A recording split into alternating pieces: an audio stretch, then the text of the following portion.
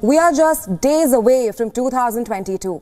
Now, this year was supposed to be the year we emerge from the pandemic. Just weeks ago, disease experts were making predictions. They expected COVID-19 to ease into an endemic disease. But then came the Omicron variant, fueling a surge in countries across the world. The Indian government has issued guidelines for states as infections begin to surge in some parts.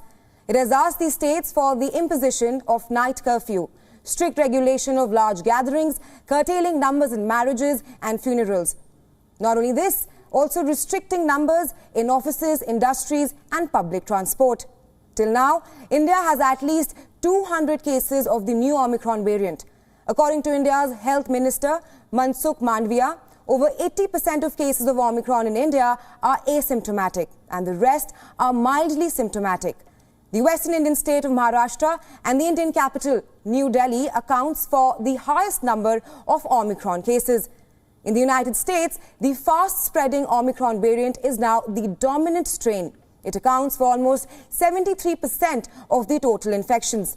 But despite a record surge of cases, President Joe Biden does not plan on locking the country down.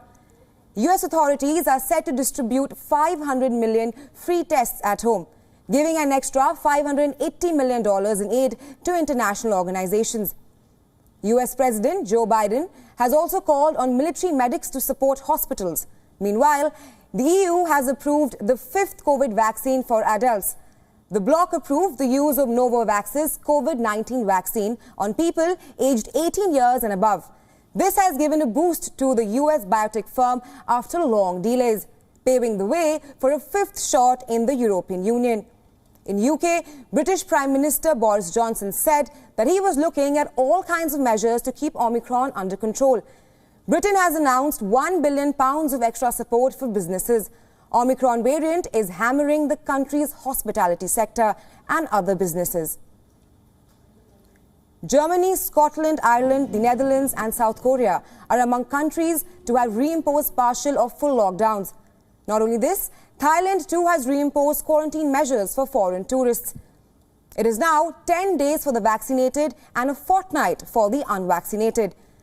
The United Arab Emirates has also recorded its highest daily virus caseload in months, as the West Asian tourist hub prepares to welcome hordes of tourists for the holidays. The UAE reported 452 infections in the past 24 hours, a surge not seen in the highly vaccinated Gulf Arab state since mid-September. And in Australia, where Omicron cases have surged, Prime Minister Scott Morrison urged state to avoid further lockdowns. Neighbouring New Zealand is now delaying the start of a staggered reopening of its border until the end of February.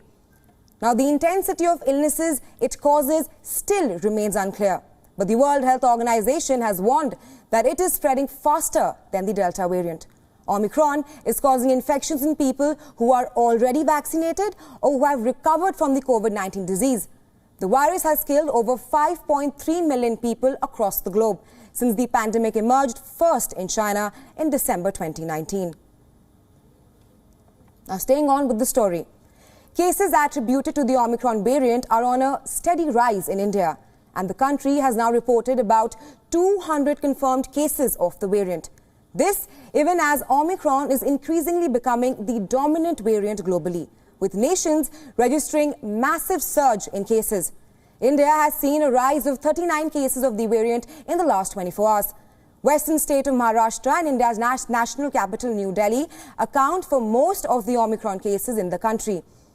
Now, in a bid to curb the rise in Omicron cases, the southern state of Karnataka has disallowed parties and gatherings from December 30th to January 2nd.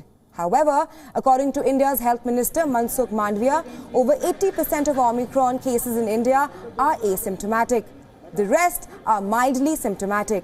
Meanwhile, India has registered its lowest weekly rise in cases since May 2020. India has recorded about 49,000 cases in the week of December 13th to 19th. This is the lowest weekly rise in cases since May 2020. Now, the recovery rate currently stands at 98.4%, which is the highest since March 2020. The weekly death toll has also declined in the country. The country has also ramped up its vaccination drive with over 58% of adults fully vaccinated against the coronavirus.